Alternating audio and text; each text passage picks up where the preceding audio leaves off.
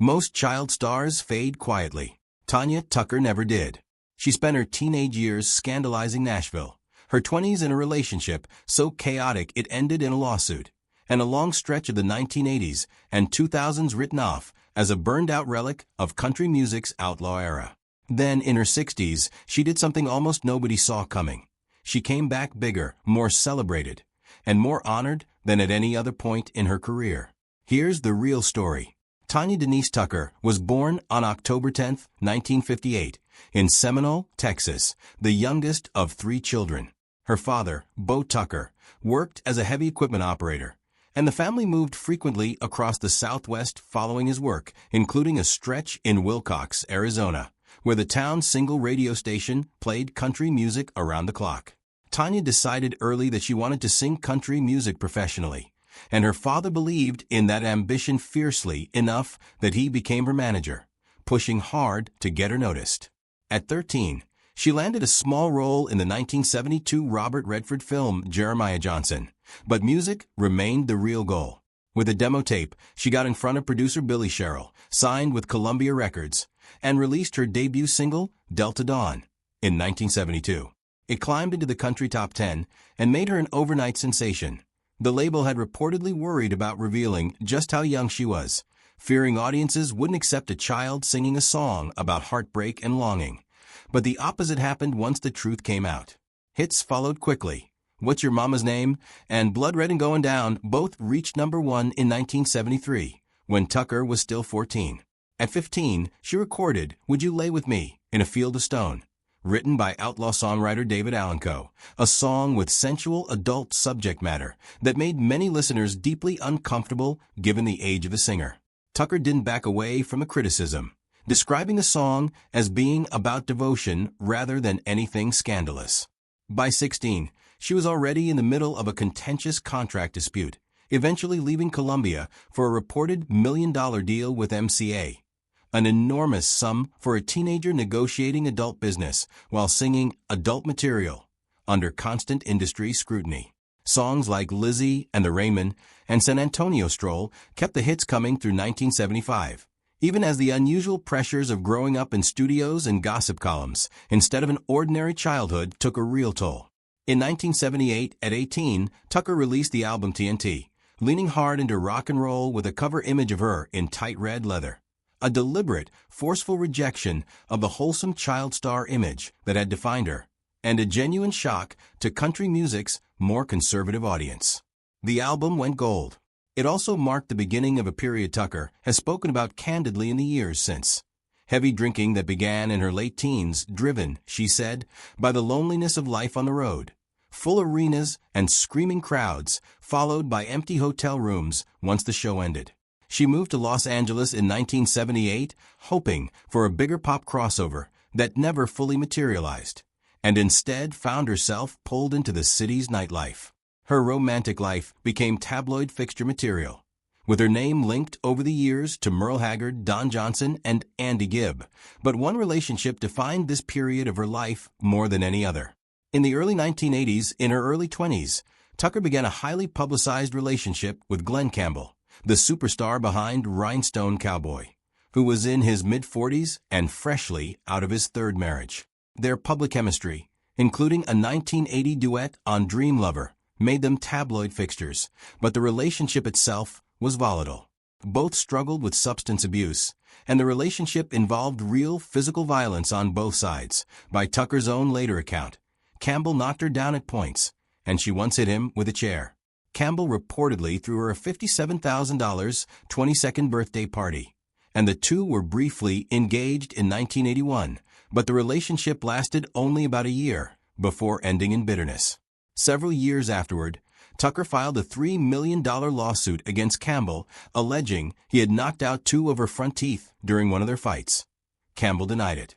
In a 2002 interview with Larry King, Campbell described the relationship coolly, saying he wouldn't call it being madly in love, and that they were never well suited to each other. In his 1994 memoir, he called the relationship My Insanity. Tucker has remembered it very differently. She's called Campbell the love of her life, while also acknowledging plainly that she was far too young for a relationship that intense, and admitting she knew exactly how to provoke him. When Campbell died of Alzheimer's disease on August 8, 2017, after a long public struggle with the illness, that old, complicated bond was still clearly present for her. By the time the Campbell relationship ended in 1982, Tucker's career was struggling too. She'd managed only 2 hits in 1980, and a move to Arista Records left her without clear direction. She drifted into roughly 5 years of heavy cocaine and alcohol use. Her father eventually told her directly that her wild reputation had made it very difficult to get signed to a new label. Industry insiders were speaking about a woman, not yet 25, as though her career was already over. Her family stepped in, and by the mid-1980s, Tucker began rebuilding.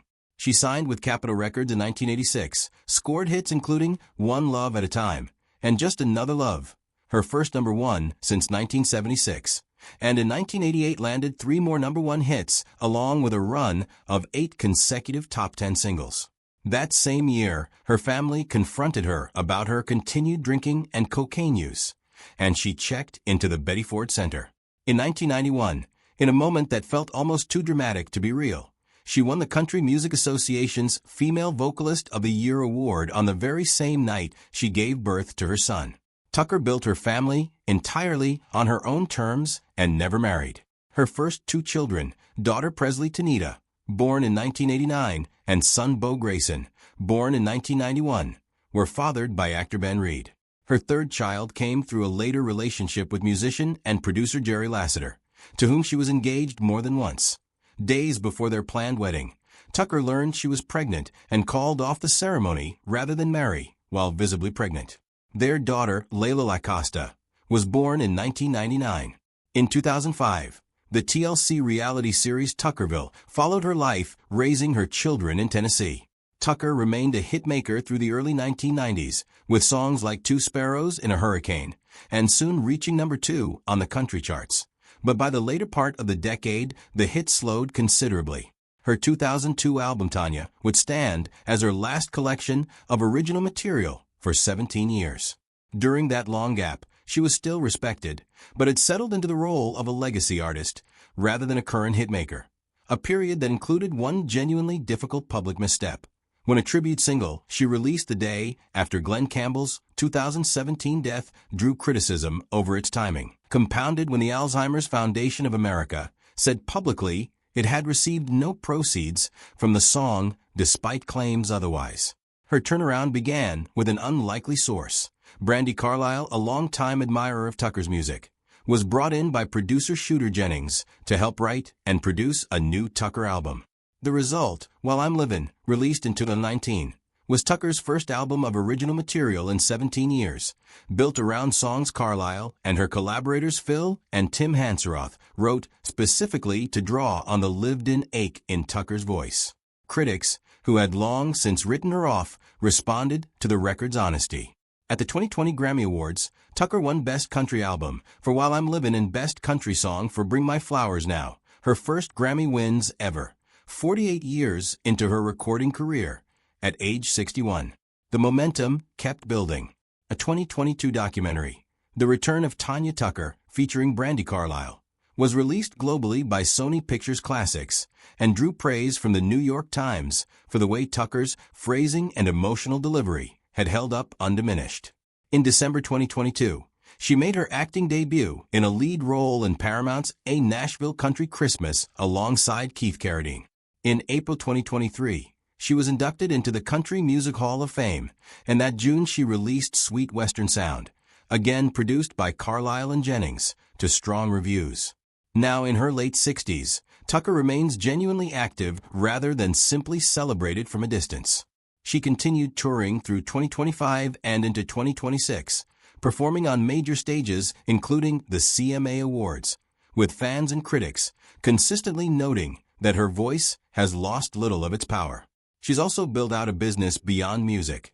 Her tequila brand, Cosa Salvaje, Spanish for Wild Thing, has expanded into more than a dozen U.S. states and Canada, and in 2024, she opened a pop-up cantina bar at Nashville's Nudies Honky Tonk built around the brand.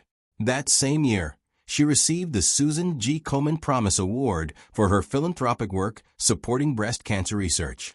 Her children have joined her on stage in recent years as well, adding a family element to a career that spans more than 5 decades. Taken together, it's a genuinely remarkable arc. A girl whose age had to be hidden from audiences at 13.